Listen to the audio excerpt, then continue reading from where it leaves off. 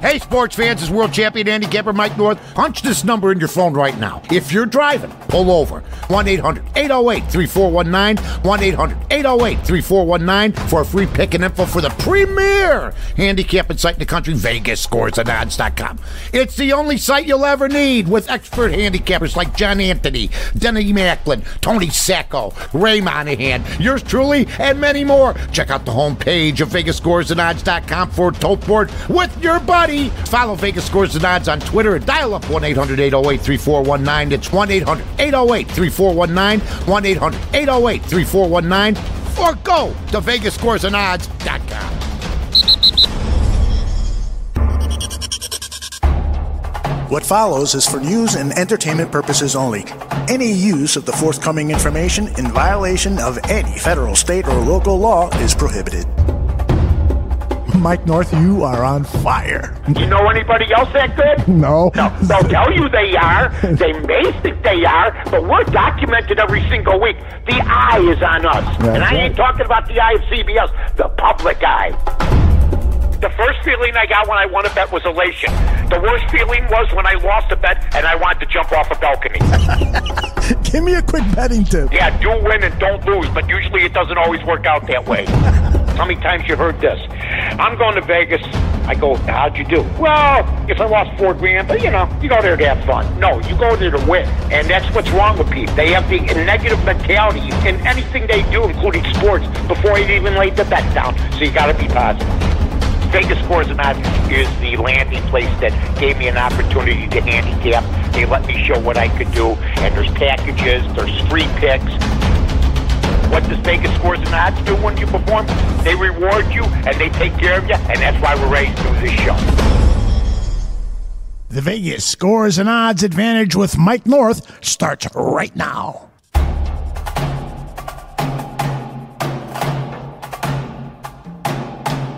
That's right. Vegas Scores and Odds advantage with Mike North starts right now. I am Aldo Gandia, Mike's wingman, and we have tons of NFL talk for you today. I want to get Mike's thoughts on this big Philadelphia Eagles at Minnesota Vikings game. We'll also talk about the other big NFC North game between the Lions and the Packers. We're going to talk a little bit about the Thursday night game and get Tom Brady's response to the question about why are the Patriots so good on Thursday nights. Plus, get the latest on the Major League Baseball playoffs, and Mike's thinking about those. And guess what? Mike has 3 free picks for you. Let's bring him in now. Mike North, how are you, my friend? Oh, Aldo, I'm outstanding. I'm telling you, I'm having the time of my life. I'm having fun. I'm getting ready to roll. I'll tell you this. All I'm going to tell you is on fire, 9-6 overall. Got to get it done again this week. We started out, I remember we were 4-5. I said, don't worry about it. We're going to get it done. 3-0 the week before last week, 2-1 last Wednesday. So today we got 3 more games in the college circuit, everybody. So make sure you stay tuned for that one. Mike, how do you do it? I mean, how are you so good at picking these games? I know you're not going to give us the formula, but this is much more complicated than rolling a bottle and picking teams. How do you stay on top of all this stuff? It's unbelievable. Well, right now I've won 7 in a row. I'm unusually hot, if you want to know the truth, because like last year I went on a roll at the beginning of the football season. But yesterday, for instance, I had Tampa Bay. I don't know if there's another person in America that took Tampa Bay over the Houston Astros yesterday. Then I compound that problem, and what a pleasant problem it is, by taking the under. So I had San Francisco in football Monday night. I had the under in that one. So, I've been doing great in baseball. I'm number 1 at Vegas Scores and Odds. And by the way, Vegas Scores and Odds, it's the only place you'll ever need, folks. I was just looking at this wonderful site. And what you want to do is if you want to tweet out, you could go to Vegas Scores and Odds or go to @VSAO Sports. Now, VegasScoresandOdds.com is at the top of my profile. And what you do when you punch it, you'll see last 7 days, 13-5. All sports, last 30 days, number 1 again, 41-29. Last 30 days, Major League Baseball, 18-7. Number one in all three categories. NFL, last 7 days, 5-1, second only to Denny Macklin. So you know what? Hockey. I haven't even begun the fight in hockey. I'm number one there. So I got a good thing going. We got a roll going. It all started when, I got together with you a year and a half ago. I don't know. I feel like I've been with you for like decades, if you want to know the truth about it. But I got to be honest with you. It all started, and then you just don't want to fail. There's nothing worse than getting up in the morning, because I can't even make it up for some of these games, especially the baseball games, and losing. So, you do the best you can. You do your due diligence, and you're going to run into ruts, but we'll see what happens. Yeah, and, if I would have stuck with all of your betting tips over the last 18 months that I've known you'd have a new home if you wanted. Yeah, exactly. Maybe an add-on to the garage, a new lawn service if you were particular. I mean, maybe you might want to go with a new paint job down in the basement. You got maybe you want to go for more blue and orange. Who knows? But you'd have it. I've been begging you for 2 years. You have been. Exactly. Oh, well, one of these days. Let's. You know what? You're better off doing what you're doing. Well, you know what I mean? In fact, I don't even have to bet anymore if I don't want to. To me, it's about winning these games for the folks. Yeah. That's more important than winning any type of monetary thing. I got money. What I want to do is have credibility. That's why I do Accountability Tuesday. Nobody in the business. There'll be people that will be saying, "Hey, you know what? A JoJo was 5-0 this week," or an Old Dominion Jim was 10-2. But you're just going by their word. I show everybody.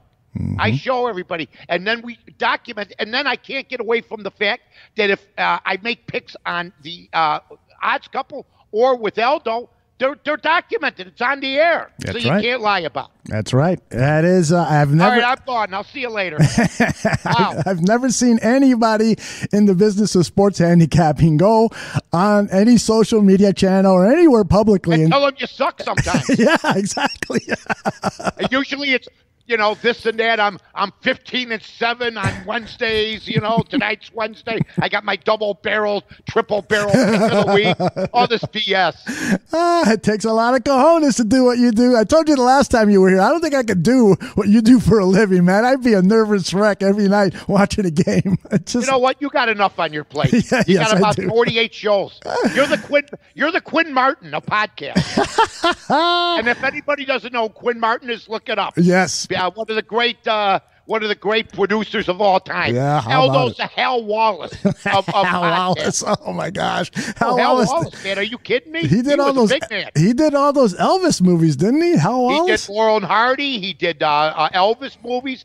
The guy did like Abbott and Costello. The guy did a lot of range, but he made money with Elvis big time. I don't think Elvis ever made a money-losing movie.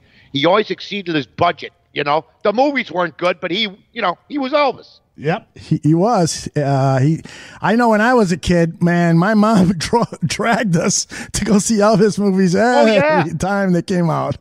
I saw Girl Happy at the Uptown Theater back in 1964. Look at this guy. Wow, what a memory. Jelly Fab Rays, what a hottie. Yeah, how about it?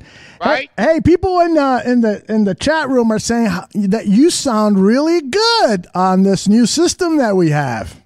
Yeah, you know what? I got to figure out a way, maybe by my headphones. You know how you want to raise the volume so you can hear? I can hear you perfectly, but I need it for my energy. You know what I mean? Yeah, right. So I'm at an average thing right now, but I'm not messing with this because it's perfect right now. I know we got a lot of commercials to do afterwards and stuff like that for Premiere, Westwood One, ESPN, other U.S. radio stations. Vegas Scores and Odds has been good to us. Folks, make sure you go to the front page. Make sure you check all the numbers. You'll hear our commercial. You hear it at the beginning of the show. Just make sure you take care of my guys.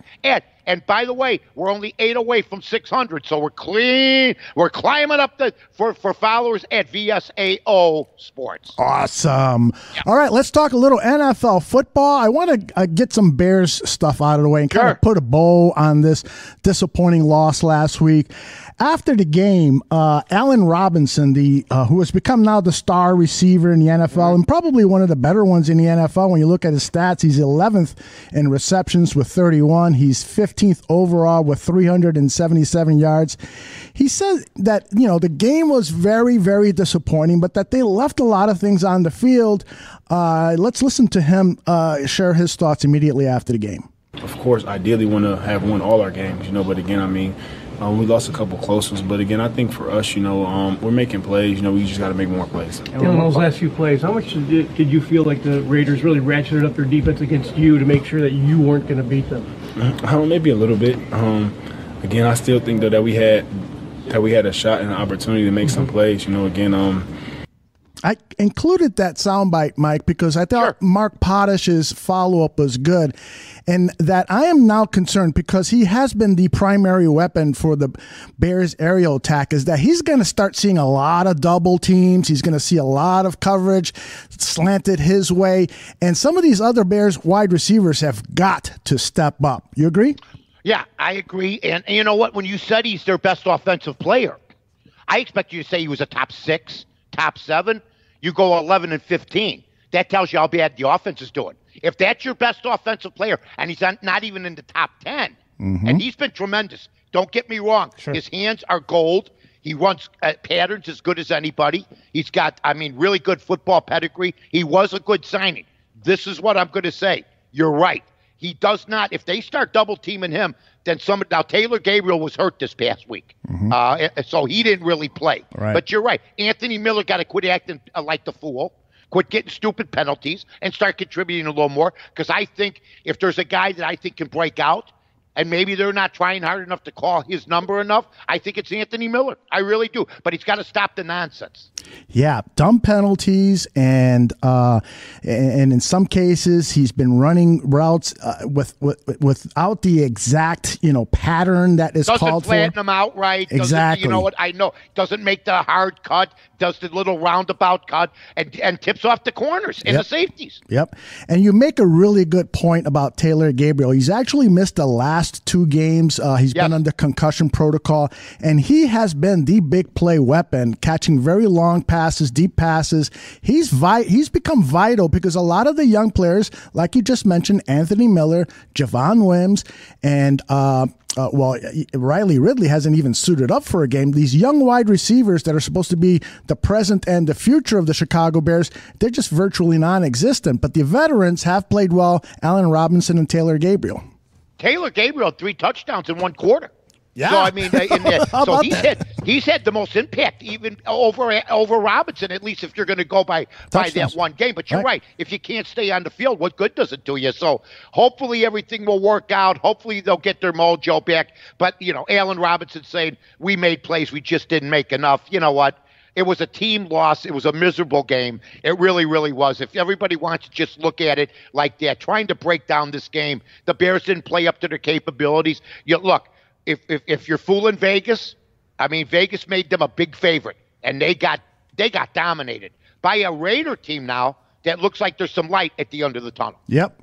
Our buddy Kevin in the chat room says that he's considering the London game a throwaway one. The October 20th matchup, but the Saints will decide where the Bears are at all 3 phases. You kind of agree with that? No, I don't think because they played in London, you're throwing it away. I'll check the standings.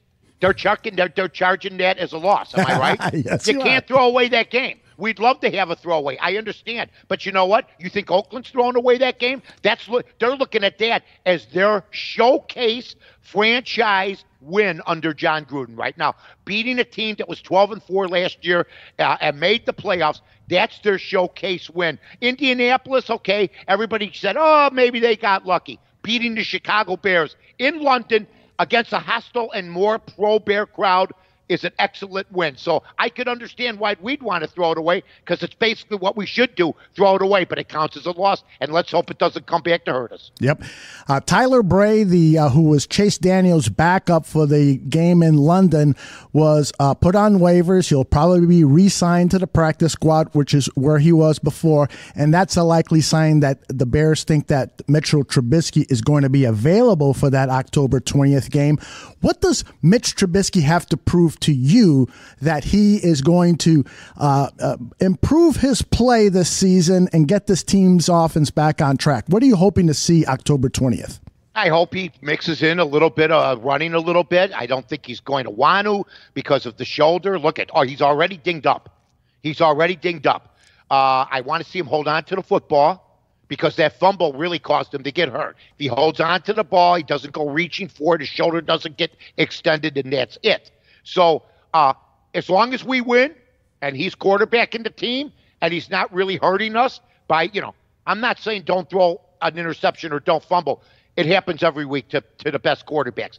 But if we win and he does a decent job, I'm sort of anxious to see. I think maybe we won't see him unload on the football, even though it was his non-throwing shoulder. We'll see maybe a lot more medium passes. I still think we're going to work the ball down the field, Aldo, and not be outlandishly throwing the ball all over the yard. I want to see him try to get the running game going, but I'm not confident right now in our running game, not only because of the runners we have, but because of the offensive line. I hear you. And I think you make a really good point about running with the football. And while we may not want to see that this week or the upcoming game because of the injury, but I think a part of the reason that the Bears and Trubisky have been ineffective is that Trubisky has been running the ball a lot less than he did in his first 2 seasons with the Bears. Look at these rushing stats. Okay. Only 3 runs on the first game, 11 yards, 1 run in the second game, 8 yards, and 1 run in the third game, 2 yards.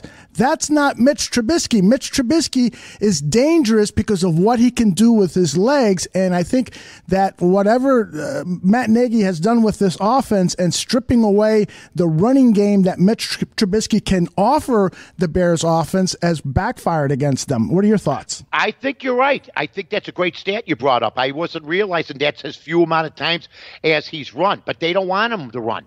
I don't really think they want him to run. And you know what? This goes back to how they protected him in preseason. I think their biggest fear with him is injury. I think they don't want to have him start to become like a Russell Wilson type and run all over the yard, which is a mistake to me. If you got tools, if you got those legs, isn't that one of the things that attracted Ryan Pace to him to make him want to move up? Right. I mean, come on. So if you're going to take that away, and maybe they haven't, maybe Mitch has just tried to do it this way, but I'd like to see some more running. I'd like to see some rollouts here and there, but not down by the red zone. Rolling out by the red zone is the dumbest thing you can do. You got 11 men on defense packed in, and you got the back line and the sidelines as other defenders. So back it up a little bit and throw the ball longer. Once you get up there, chip away. Oh, man, look at Man, you. where's my pennant? Bring my bear pennant. My gosh. I was going to say. I'm charged up already. We don't play for 2 weeks. You sounded like Ditka there. Oh, How many shows did you do with the coach? Oh, my God. A lot. We did a lot of shows together. We went through the highs and lows, barking at each other off the air, laughing on the air, going to dinner on the air, not talking for a year. Oh my goodness. It was unbelievable. I mean, it was like 16 years of like different moods, different this. Flew on a plane to him to Mississippi. He read the paper. I read my paper. We never said a word to each other. We went on the air. We were great. Joked around on the plane ride home. Crazy. That is Nick crazy. is the best. I saw he was at ESPN the other day. Oh, really? Yeah, he's at ESPN. He came into town. How's he Looks look? good. He was on with Sylvie and Waddle. They tweeted it out. He looks good. Good. Getting a little gray. Yeah. You know, well, no, he's quite frankly, he's getting completely gray. By the way, the home turf has hired a gentleman from Boston as the new brand manager of ESPN 1000. His name is Mike Thomas. Mike Thomas. And I just read some stuff about him. He's supposed to be very good. He took a sports station there, and he went up against a powerhouse. I used to go on WEI back in the day. It called The Hub, and he leapfrogged them.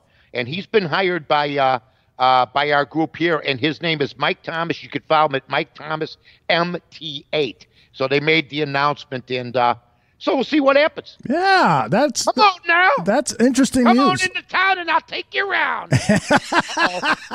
Wait a minute, maybe not. Yeah, I don't think so. You want to find out about some neighborhoods? We'll go to them all, Mikey. Come on now. So, but this is new management at ESPN, so they're not really part of the Bristol, Connecticut ESPN. No, it's weird. It's like they're leasing. I think it's, Craig Carmazon, good guy, taking over. And you know what?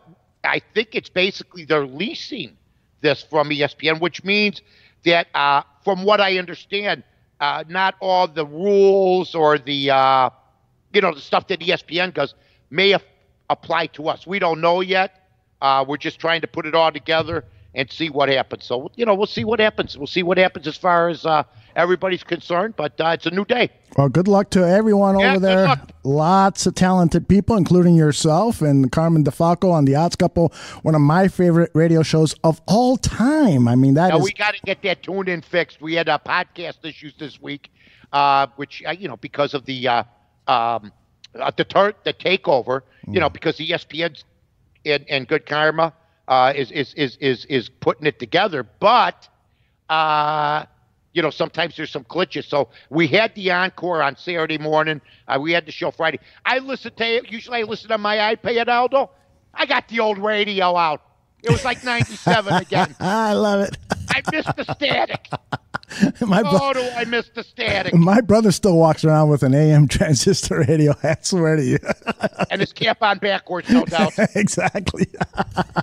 All right, let's move on. I want to talk about some other NFL games. This Eagles-Vikings game that's a Sunday at noon Central Time on Fox TV really intrigues me for a number of reasons. One, of course, is that the Vikings are 3-2, same record as the Bears. And so, seeing them lose against the Eagles would be nice, but the Vikings are favored by 3 points, and they talked to Carson Wentz at the I think it was this morning that I got this from, and Carson Wentz was talking about something that is similar to the issue that Mitch Trubisky faces when he talks about quarterbacking, and that is getting really proficient at his progressions, which is finding that number one receiver, and if he's covered, looking for the second guy, if he's covered, looking for the third guy. It's something that Wentz has gotten better at, but still needs some work at. This is what he said about that. Yeah, it's definitely a fine line, and by no means do I feel like I got it down by any means. We're always a work in progress, without a doubt. But without a doubt, there's times you rush through progressions, and there's times you hang on number one too long, and that's part of every football game. And defenses do a good job of disguising things and making it look like something else and reacting differently. So that's part of the game, though. So I pulled that soundbite because I wanted to kind of apply it to Mitch Trubisky, but then also talk about the Vikings game. So first of all, Mike, when you see Trubisky quarterbacking, does it frustrate the hell out of you like it does me, that sometimes he just locks in on a quarterback and just telegraphs, I'm throwing it to that guy over there? What I'm going to tell you is that there's Carson Wentz and him have a lot in common. Yes. Carson Wentz played small-time college football. Mm-hmm. He didn't go to a Division I school. Mm-hmm. Mitch didn't start till his senior year. So, sure, they want to progress. Does it frustrate us? No. What frustrates us as Bear fans, and me as a Bear fan, is seeing the guys that were taken in that draft behind him that are already all-pro type quarterbacks, like Patrick Mahomes and Watson. That's what frustrates me. But not everybody can be that way. But what skewers everything is we wanted him over them. And so I think Wentz has got some answers to questions to answer, because Nick Foles is the hero there. Yep. I mean, like I said, when Wentz walks into the training camp lobby, to their lobby, like Lake Forest for the Bears, they got a mural of Nick Foles holding the Super Bowl trophy. Are you kidding me? Yes. This ain't like Trubisky walking in and seeing McMahon from 30 years ago. Right. This is like a few months ago, and not that long ago. You know what I'm saying? Yep. So I think that they're both going to progress. I think they're both intelligent, and I want them to try to get to a level where we're not talking about this every week and worrying. And it's all about consistency. Yep, it's all about consistency. And that's one of the things that the Eagles have not had. In fact, Harp4803 just posted in the chat room, Philadelphia is like a Jekyll and Hyde team. Hard to figure out what they bring to the table. And that is so true. It's going to be a challenge, though, for the Vikings to run the ball on this Eagles team. The Eagles, I was looking this up, Eagles have the best defense against the run in the entire NFL. In fact, there has yet to be an opposing running back who has totaled more than 43 yards rushing against the Eagles defense. And Dalvin Cook has been tearing things up until he met the Bears run defense, and now all of a sudden he's cooled off. So we'll see if the Vikings can run the ball on this Eagles defense, because it's going to be, I think, imperative for them to beat this Eagles team, even at home. Well, Dan Orlovsky, I saw him on ESPN earlier today. Love him. And he said basically he thinks the Minnesota Vikings are a better team. And he may be right about that, but I don't think so. I think Philadelphia is just as good as they are. They're both 3-2. So while Philadelphia may be Jekyll and Hyde, everybody would like to be Jekyll and Hyde as long as your record's above 500. They have the same record as the Minnesota Vikings, and yet they're coming into Minnesota only a 3-point underdog. So it's going to be, as far as I'm concerned, an even game. I haven't charted it yet because I didn't make it one of my games. I got 3 college games today. But I will tell you this. That's not going to be a gimme game for the Minnesota Vikings either. Don't forget wait a minute. Talk about Carson Wentz. I mean, I don't know. Maybe I'm wrong. Hasn't Kirk Cousins been up and down in his career? Yes, he has. All right. So, I mean, basically, we're talking about 2 guys here that, you don't know what you're going to get from them. I like Carson Wentz. Hey, if tomorrow they said to me, I would ask you this, Aldo.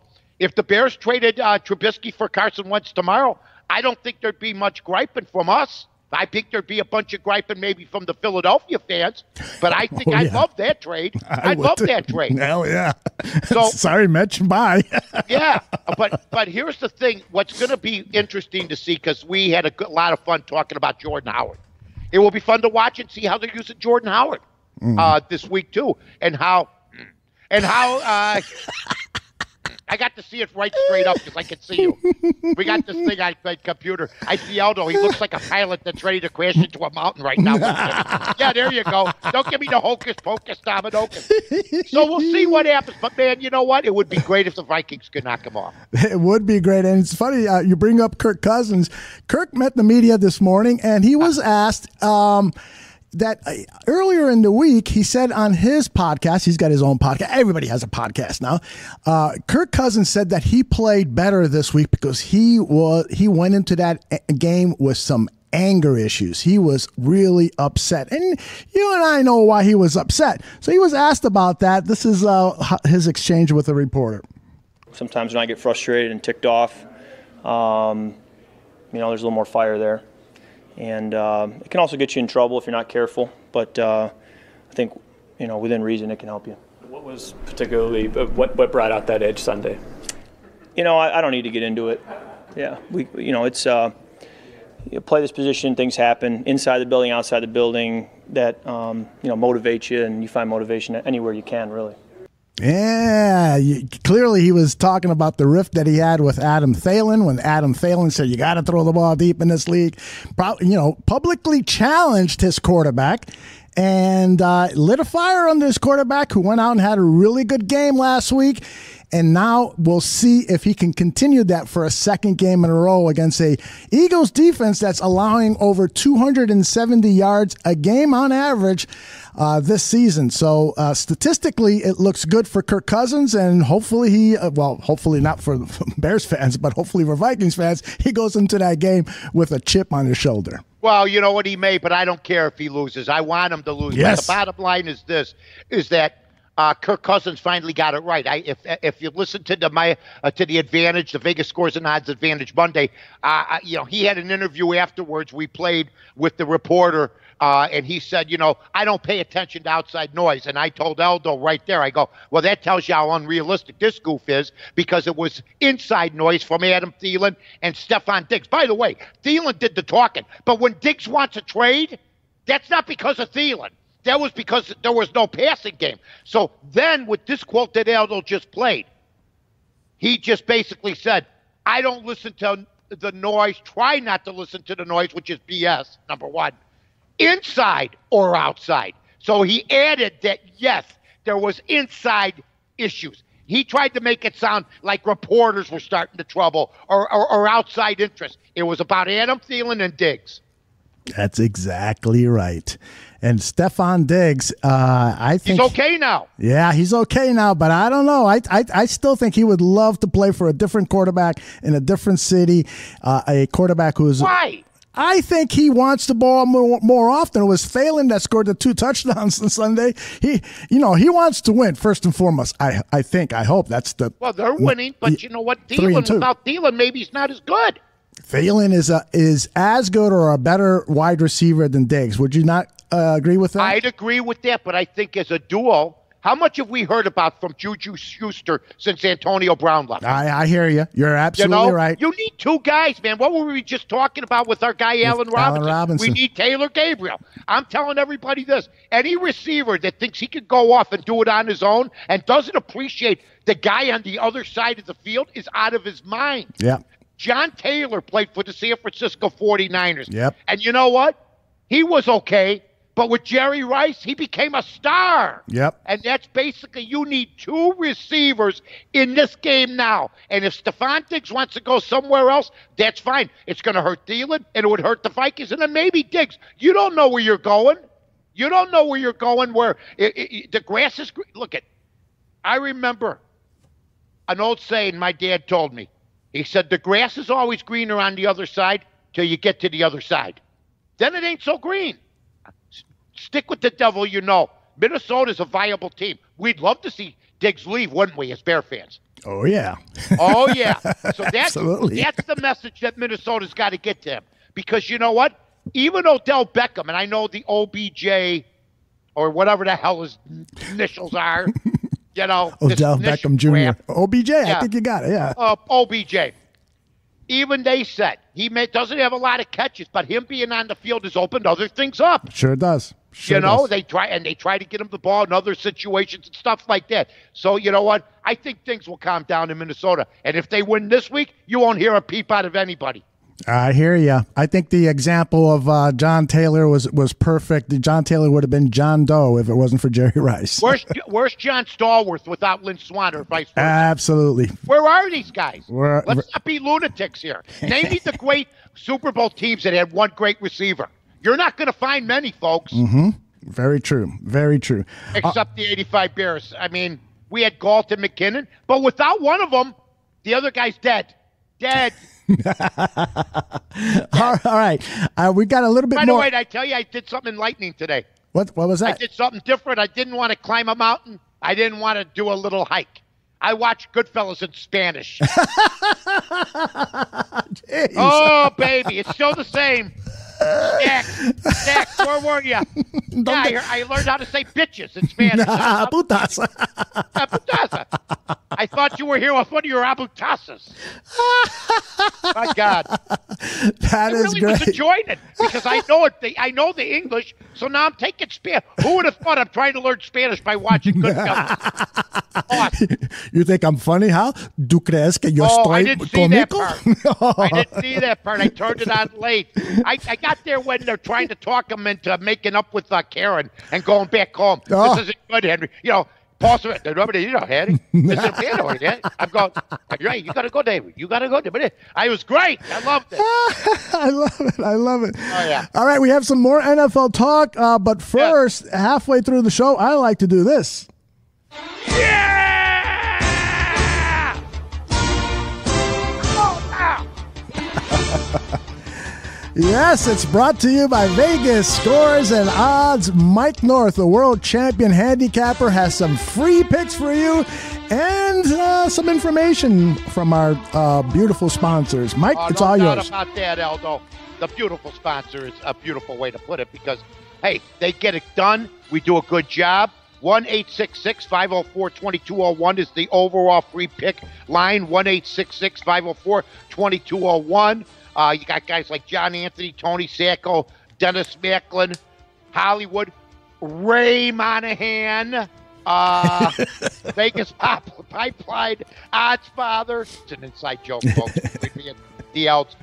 Just go to Vegas Scores and Odds. Check out all the stuff. I'm up there with a lot of other great handicappers, folks. And check the whole thing out. Make a call. Jump on, buy a package, buy a day, buy an individual game, buy the baseball game tonight. I got Appalachian State and Louisiana Lafayette in NCAA football tonight, side and total. Are you kidding me? It's a cornucopia. It's a carnival. It's a festival. That's what it is. Now, ladies and gentlemen, without further ado, Aldo's going, for God's sake, Lord on high, are you ever just going to go to the picks? Well, we take care of our sponsors now. Absolutely. I used to dibble-dabble back in the day with Aldo and play with him a little bit so he'd get out of his mind a little bit. But I tell you what, we got some great games coming up. Friday night, NCAA football, ladies and gentlemen. This is how it goes down. Friday night is going to be a great, great night because I'm telling you right now, there is a game, New Mexico versus Colorado State at 7 o'clock. Now, another exciting game I gave you. Do you give a damn if we go 5-1 the last 2 weeks? Do you care if I'm taking St. Rita, the Bears, or Coastal Carolina? It don't matter. Just take the damn games. I had to watch New Mexico on Gamecast last week. It wasn't even on TV. That was torture, okay? The little line moves. And all of a sudden you see a touchdown. Your heart sinks. And you see it's not you. Anyway, here's what I got. I got New Mexico, okay, at 2-3. They're playing Colorado State at 1-5. New Mexico is getting 3.5. And I'm going, how could you be getting 3.5 in this game? That doesn't make any sense. But that's exactly what they're getting. So I'm not going to fall for the trap. It would be easy for me to take Colorado State. But they are on the road against New Mexico, who lost last week and failed to cover. So we'll see what happens. I also like the over in that game, Aldo. Gotcha. The over in that game is 66.5. Take the over in the New Mexico game, 66.5. And then on Saturday, ladies and gentlemen, Saturday's another big day at Vegas Scores and Odds and another exciting game. All the big-time college football I can give you. The best teams available, right? Who am I going to stick you poor folks with? It don't matter once again because we're going to win. Coastal Carolina has been on this show before. I don't know what coast it's on. I don't know where in Carolina it's at. I don't know if it's in North Carolina. I don't know if it's in South Carolina. But they're playing Georgia State. Now, Coastal Carolina is 3-2. So is Georgia State. Yet, Coastal Carolina at home given 5.5. Take Coastal Carolina, take New Mexico, getting points, and take New Mexico over. Aldo, back to you and Vegas Scores and Odds. Nicely done, Mike North. You know what? I want you to explain to me something that I heard you and Carmen DeFalco talking about on the Odds Couple about the early games. You know, the odds makers sometimes give you a little something, extra to think about. Do you recall what I'm talking about? Yes. Here's what they do. It's on certain nights, like maybe there'll be certain days, there'll be certain weeks. There'll be a couple weeks in the first 4, 5, 6 weeks the public wins. And they purposely make the lines basically, so easy. But it's just for the 11 o'clock games, Now, this week I was terrified. I took Michigan at Vegas Scores and Odds, but I didn't want to give it out on the Odds Couple. You know why? It was an 11 o'clock game, yet they covered. So, maybe that's going away. But my contention is they like to get you in the 11 and 12 o'clock games, have you win. So you build a bankroll up. Uh-huh. And then the 2:30 games, the 3:30 games, the 5 o'clock games. You know how many games there are after the 11 o'clock games are over? There's you got 75 to 80% more college football coming out at 2:30, 3, 5, 6, 7. Most of the big games are on in the evening now. Then you have the Pac-12 games at 9. So you got confidence with that first row of games. This is just my theory. Because you won 2 and lost 1 at the 11 o'clock games. You're going, yeah! And then at the end of the night, you're going, we can't go to dinner. I lost $500, honey. You know what I mean? Yeah. It seems to happen a lot. That's been my theory. That's the pattern I've noticed. You don't see upsets in the 11 o'clock games a lot. You see upsets, though, in the 2:30 games. Well, thank you, Professor North. I'm exhausted. I feel like where's my blackboard? I feel like Irwin Corey. People don't know who Professor Irwin Corey is. I don't know how the guy made it. Sort of like my story. The guy just walked around in judge's robes and didn't say much and made a fortune. He did make a fortune. Remember that guy? I remember. He'd be on Sullivan and do nothing. That's right. He had crazy hair. He played this professor, Dr. Irwin Corey. He made a mint doing that bit. And I can't remember one thing he did. That's great. All right, I wanted to talk about the Lions at Green Bay Packers, and you and I will talk about this more on our Monday 1 p.m. Vegas Scores and Odds Advantage. Sure. Monday, October 14th, we'll back here, and we'll talk about this Monday night football game in more detail. But I wanted to just touch on it here today because it is a big NFC North match. The Packers are 4-1 and leading the division, and the Lions are 2-1-1. And Matt Patricia had his weekly call with the opposing team's media, and he talked a little bit about Matt LaFleur and the success that he has had early on in the season. The Packers are 4-1 under their rookie head coach. So let's listen in on what Matt Patricia said.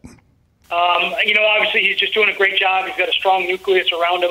He's got great coaches. I know he hired, great coaches that were not there, like Nathaniel Hackett, and then he kept great coaches like Mike Pettin that was there, which is always important. And I think, along with the players that were there and the players they brought in, I think they're just doing a great job of just every single week showing up and competing and going out and winning. So, just doing everything right.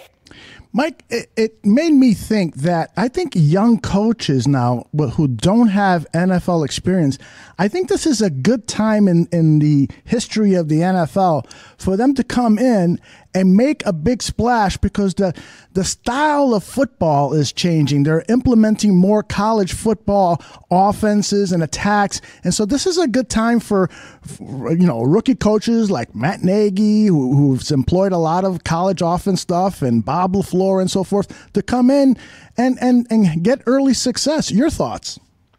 Yeah, you got guys like Cliff Kingsbury, Yep. He's in Arizona.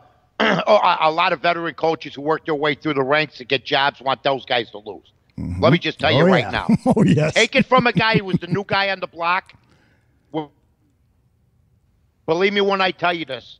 There's jealousy inside, outside, everywhere. And believe me when I tell you this. Not only outside of the building, but there's guys maybe inside the building too soon. I don't think more inside the building. But, there's been young coaches like remember Quinn from the Atlanta Falcons? He was supposed to be now a new guy. Dan Quinn. Matty Ice was going to be all that, and now they're losing. Yeah. You know what I mean? Yeah. You still have room for the older coaches, but I do like the new way that they're playing football now. I like this, and I like the way Matt Patricia's old school. I mean, here's a guy that's doing a good job too. Now, here's what they got to overcome. Aldo goes, what nugget is Mike going to give us now? Well, Rodgers is 9-4 against Stafford, okay? Uh-huh. So Green Bay has owned Detroit. But for some reason, this seems like a different team. In fact, he might be more than 9-4. That doesn't sound right to me. But he's got a big winning record against Detroit. I think it might have been 13-4. I can't remember. 13-5. Thank you. My bad. I saw the stat the other night. I tried to remember it, but I got that Sometimers every so often. And That's Sometimers. I like it. Yeah. I used to get it early when I was younger. People would go, where were you? I go, I don't know. But seriously, no. But 13-5, that's a culture type of thing. Has Patricia changed the culture yet? They look like a different football team, but they also look capable of becoming the old Detroit Lions. And you know what? They tied a game that they were winning by 16.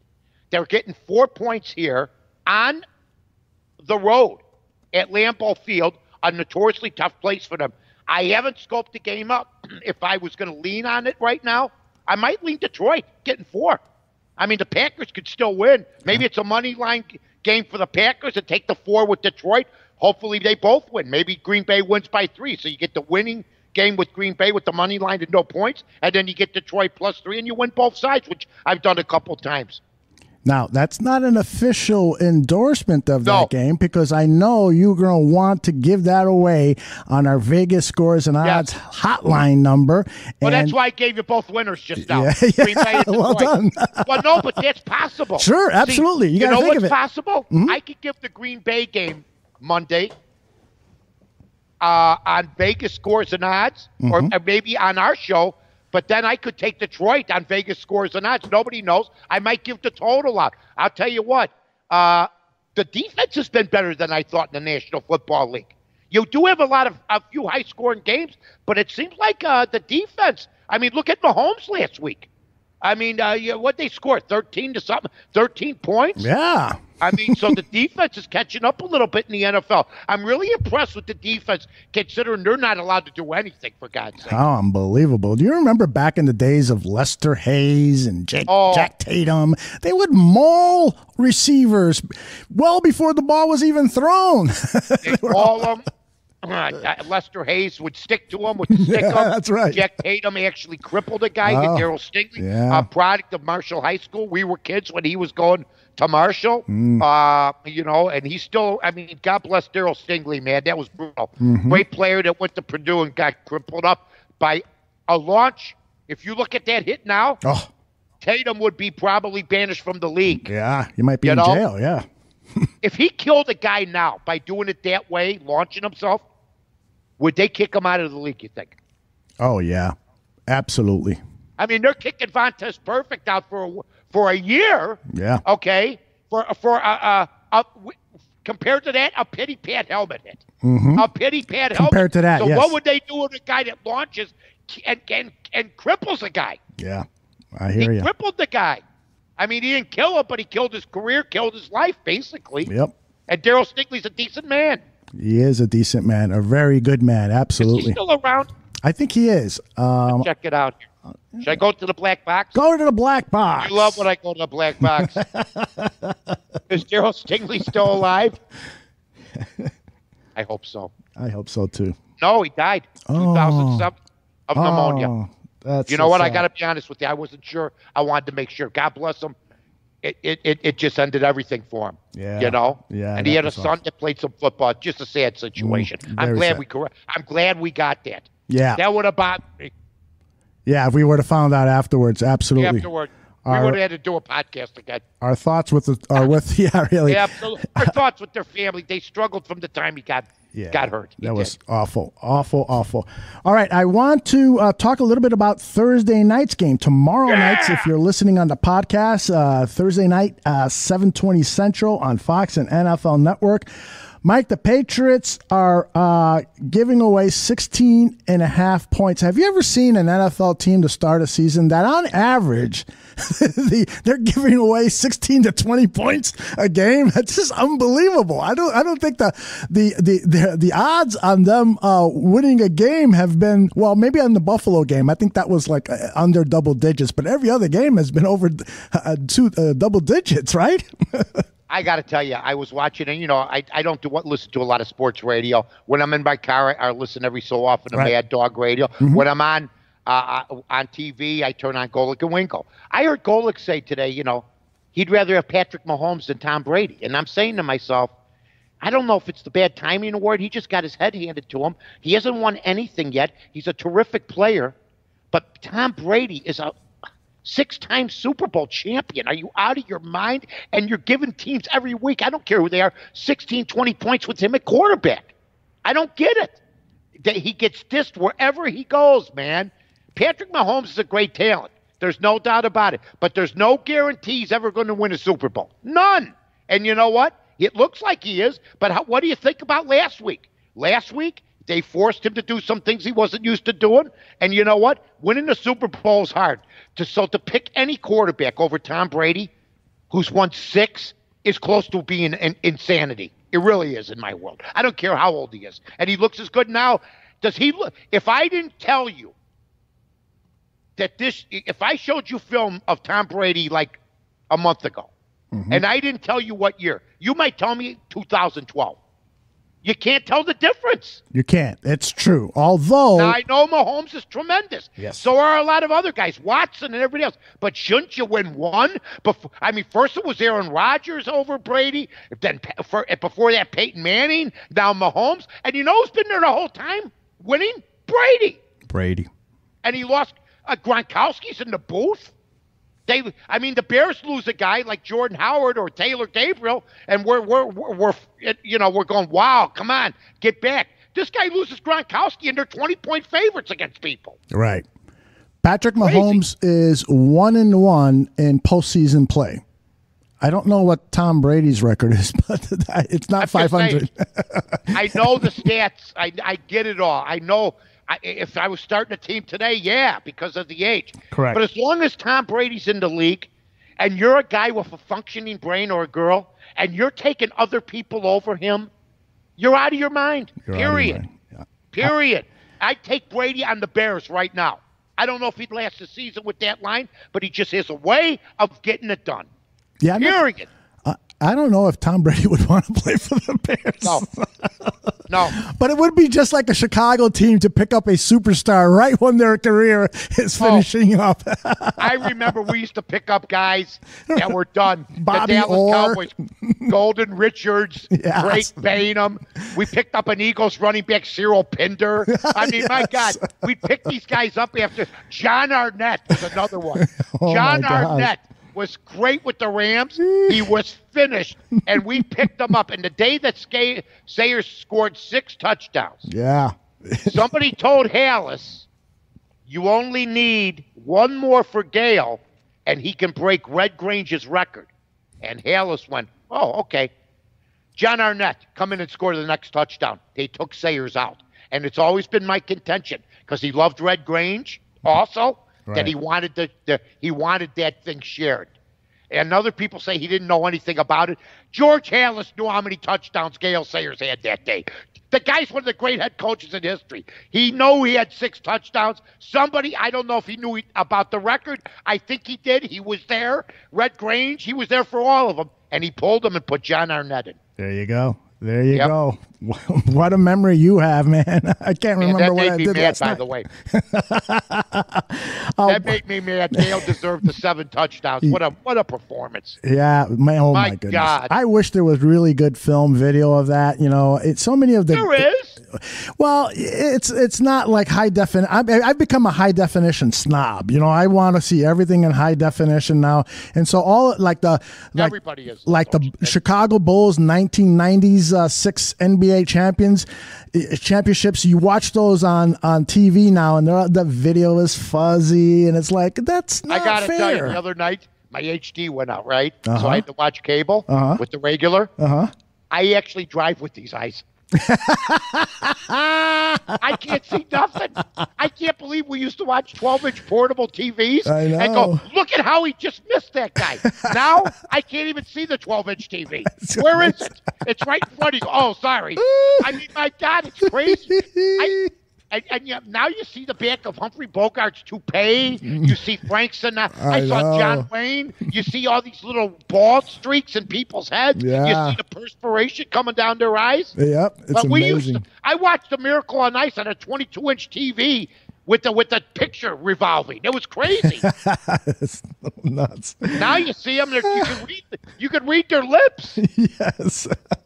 One last note on this Giants-Patriots game that I had in my notes here. The Giants are averaging 19.5 points a game, their offenses, and the line is 16.5. So I think that about says it there. I don't know if we have I like their quarterback. I like the Giants Daniel Jones. Guy. Daniel Jones, yeah, he's good. Yeah, I love him, but man, this is a toughie. Yeah, that defense is playing great, by the way, but they haven't played anybody. Exactly. You know what? I mean, but here, I took Washington in getting 15. I thought the line was too low. Mm-hmm. I thought they were trying to trap me, and New England destroyed them. Bill Belichick is out to destroy everybody, and you know what? And beat the teams he's supposed to be. That's a sign of a great team. Yeah, it totally is. And not lose to Oakland.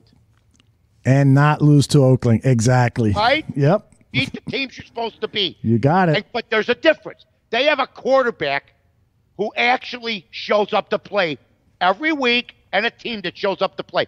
When have you ever heard? Well, maybe when they're in Buffalo and Miami. I can't count on one hand. Oh, the Patriots are flat. I've heard that twice for the Bears already this week. Let's knock off the nonsense. You like my pep talk to the Bear coaches? Yeah, I thought that was good. Hey, Nagy, forget about it. You don't have to put the card in front of your face when you're calling a run up the middle to Cohen. Okay? Let them just say it to them. They know it's coming anyway. The guy puts the card in front, like it looks like a Denny's menu. In fact, I thought on the back I was going to get the super omelet, but he holds up this card.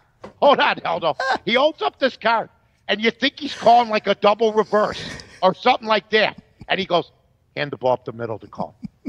Cohen hits like 1,500 pounds of wall, bounces back 3 feet, and gets up with his helmet sideways. My God. That's hilarious, Mike. I'm just telling. That's hilarious. I think he was holding up Hackney's menu. On the back, it said double burger. I don't know. Oh, great stuff. I mean, you think there's somebody reading their lips? They all do it. I don't get it. There's no way you're going to read the lips and then and the convoluted play that they're calling and then be able to decipher that and then get information down to your defense in time. You know who hit his plays? Sense. John Gruden. I mean, not John Gruden, Jay Gruden. Hit his plays. Now he's looking at he's holding the Wanets in front of his face, reading them off. How about that quote from his brother, John Gruden, when asked about the firing of his brother, and John's response was, "Welcome to the club, bro." Yeah. There's no pity. No pity from his brother. There's no pity. All right, I want to leave our audience with any thoughts that you have on today's baseball games, because truly, if you're a baseball fan, you got to love what's going on, because there are elimination games, 2 of them. One has just started, the St. Louis Cardinals at Atlanta, and then after that, it's the Nationals at the Dodgers. Everyone expected, well, I wouldn't, maybe not everyone, but a lot of people expected the Dodgers to easily come away with the playoff advance in the playoffs and beat the Nationals. But this has been a tough series for them. And then the St. Louis Atlanta series. Now people who were picking the Cardinals are now kind of leaning towards the Braves. Your thoughts, please. All right. Number one, if the Dodgers are going to win, Cody Bellinger's got to play well. He's not playing well. Yeah. He doesn't hit. I mean, this is the first time. And Clayton Kershaw. Those are the 2 guys. If they don't make it, it's going to be because of those 2 guys. Yep. Period. End of story. All I've been hearing all year, Bellinger. Let's go. What are you waiting for? I love what the Cardinals are doing. Don't forget, folks, Aldo, I'm sure he shakes his head when I just bring out crap that nobody would remember. This is crap that nobody remembers. But not that long ago, and this is what pisses me off about the St. Louis Cardinals, they win and go to the World Series like one year when they won 83 games. That's insane. That's nuts. And they may do the damn thing again. Look, you know what happened this year? They won one year with 83 wins. What happens this year for them? Yelich gets hurt. I mean, my God. I mean, and the Cubs crap the bed. Yeah. So I'm going to give them all the credit in the world. The manager looks like my father. Only my father moved quicker and had a bigger gut, but he had the glasses and the 4 chins. Believe me, I battled the chin thing, the turkey chin. It's a battle. I got to fight it. I won't go in for cosmetic surgery. I was going to ask, would you ever do that? No. Somebody said I should have my teeth fixed. I go, I'm coming. I going in. I came in with these parts. I'm going out. That's it. There you go. And if somebody said, we'll give you $1 million a year, I'm going, there's a guy with a knife. We could peel some off right here. Take a photo. That's right. If they offered you one of those like billboard deals, like with Urlacher. I look like Liberace if they offered me $1 million. They could nip and tuck me all night long. That would be. My God, that would be worth it. Michael Douglas. I still wake up in the middle of the night. That's God. Hilarious. Can you imagine having a dream, waking up in the middle of the night, and you see a vision of Liberace at your door? Forget about it. Here's what I like. I like Tampa. Really? I like Tampa. I like Tampa to win their third game in a row and upset the Houston. I asked Carmen last week, what is Tampa? You know what he said to me? Well, they're 17-1.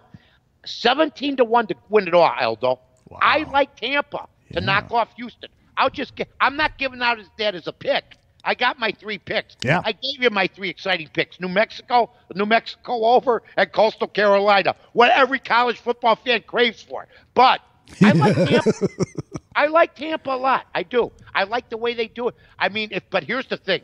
If Tampa wins the World Series, if they beat Houston, a great team, and don't forget, they got a stud pitcher going for the Astros tomorrow. The guy has what's his name? Garrett?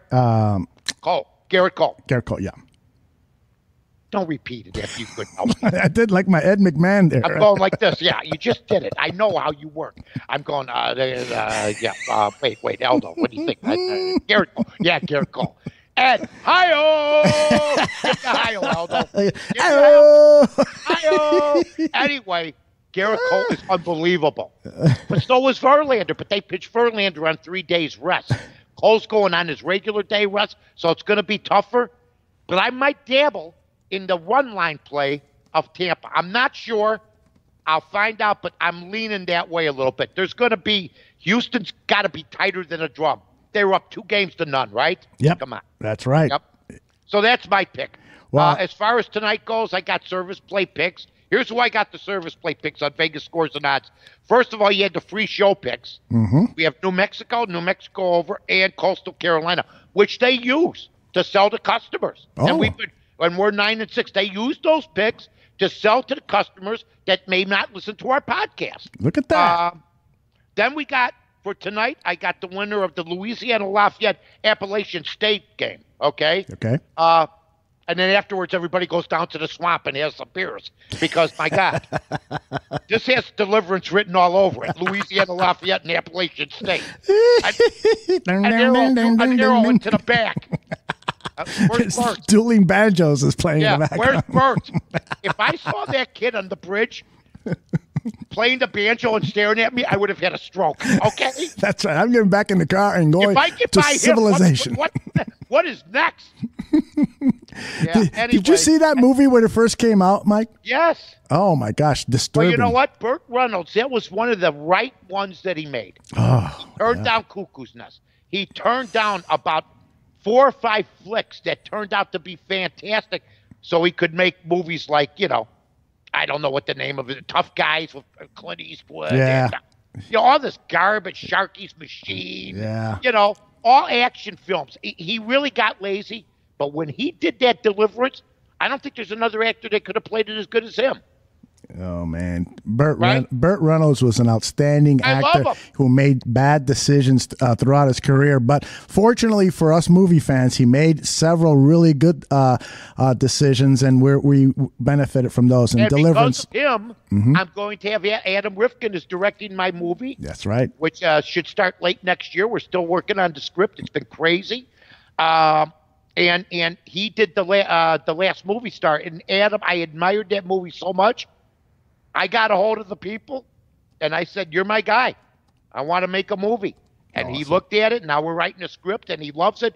And this guy did Detroit Rock City. I mean, this guy's Yeah. If you've never seen Detroit Rock City, it's about a kid that tries everything in the world to go see Kiss in Detroit. It's an outstanding, and Adam did a great job with that. So I said, this is my guy, plus he's from Chicago. So we're excited. But Burt Reynolds in Deliverance, as good as it gets. Oh, my John gosh. Voight, you don't even recognize him anymore. No, that's right. He's Mick in Donovan, Ray Donovan. Right. Which is a great flick. It really is. A good show, yeah. But he doesn't work a lot because, he's of a different political persuasion. Political persuasion, which is too bad. You should be able to work and have differences of views. But believe me when I tell you this, folks, Colin Kaepernick's not the only one that gets blackballed. Remember that. While you're having a pity party for a guy that's got $20 million in the bank. I mean, I'm not here holding the torch for John Voight, but my God, it's funny how all these other guys, the Dustin Hoffmans, the De Niro's, they go every 3 months with a movie. And a guy that won an Academy Award, and who, by the way, I think he won an Emmy for Ray Donovan. He should get more work. He's an excellent actor. Excellent actor, but I loved him the first time I saw him in a movie called Conrack, where he plays a school teacher in a small island off the coast of South Carolina, teaching these African-American kids and teaching them about life and helping them rise themselves up from the poverty that they lived in. And I thought that was just a sensational movie, and I followed his career all along. He's a great actor. And on Ray Donovan, if you haven't seen it, folks, he's the man. Yeah. I mean, I could do without Leaf Schreiber. Do your NFL highlights, as far as I'm concerned. He's really good at that. I'll tell you this, though. He is a serious dude. He don't. Anytime he wants to really hurt somebody, he opens the trunk. He doesn't get a gun. He pulls out the bat. I've seen him beat up guys with the bat like 3-4 different times, man. He's the fixer. Good movie. A good show if you haven't seen it. Yeah, I gotta catch up with It's a little wacky, though. It's gotten crazy now because they're running out of storylines. Yeah, that's what happens with these successful shows. They may be good for a year or two, and then after that, they start to show they don't have the staying power. See, Larry David's got the right idea, although it sucks. And so do The Sopranos. The Sopranos would say, we're going to do 12 episodes and we'll see you in 5 years. Yes, okay? Exactly. Then they got to run the episodes before the actual real episodes come back so we can remember what the hell happened. Exactly. Am I right or wrong? Absolutely. I go, thank God they're playing this and then they try to do the previews all of last year in like a minute. Yes. No, or 5 years ago. We got to have the actual episodes. So, that is hilarious. It really is. I mean, look there's a Curb Your Enthusiasm. Larry David literally makes 6 episodes, and then like this year he'll have 6 episodes, and then he'll say, "I'll see you in 2028." I mean, it's unbelievable, and he looks the same. Well, the funny thing about that show is that it's all ad-libbed. He prepares an outline, so it's not like they're spending all that time coming up with scripts. They just prepare an outline, and the actors ad-lib. So they could be doing a show every week, but no. You know who's great? I had her on my old Monsters in the Morning show. Me and Jiggs, the girl that plays Susie. Oh, yeah, she's awesome. And Garland, Jeff is great too. Jeff loved the Monsters, loves what I do. But Susie came into our studio at the then Comcast Chicago. Yeah. We got the best guests. Believe me, they've never had guests walk in that building, ever, like they did that year. Wow. Everybody walked in. From everybody, Bill Peterson. Great actor. Just people walked in. Joe Gwenville live, right? Nice.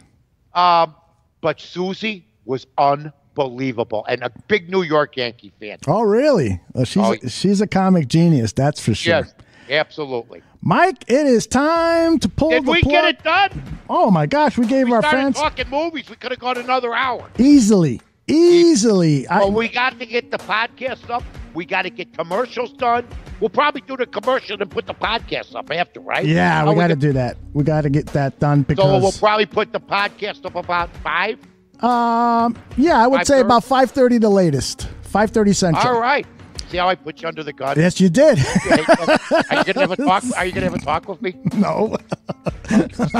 Anyway, on behalf of everybody, Aldo, the best in the business, those cuts you hear, that's work. The guy puts effort in. We play cuts. You know what I mean? We actually have these people talking, not only on Wednesday, but on Monday. Who produces it? Aldo. Who's one of the best sidekicks or hosts in the business? Aldo. The man is a great writer, a man of many talents, and Bears Barroom now, because of his guidance, has 7 or 8 shows. Am I right? 7 or 8 shows? I think we got 9 or 10. Sorry about that. 9 or 10. We got Vegas scores and odds. We got we got all sorts of stuff. We always hit Bear Barroom, folks. Follow Aldo Gandia, follow North to North, and follow Bears Barroom, and follow Vegas scores and odds. The site of champions. The site of champions. Go there now. Look at the front page. Look at my record. Look at the other guys. They're all stellar. You know what I know about this crew? I'll go 3 years ago. I go, where's the 2 handicappers that were here? They go, let's just move on. If you don't win, you don't stay. Vegas scores and odds. Aldo, great job. Thank you, Mike. You, brother. I appreciate the kind words. Thank you. No problem.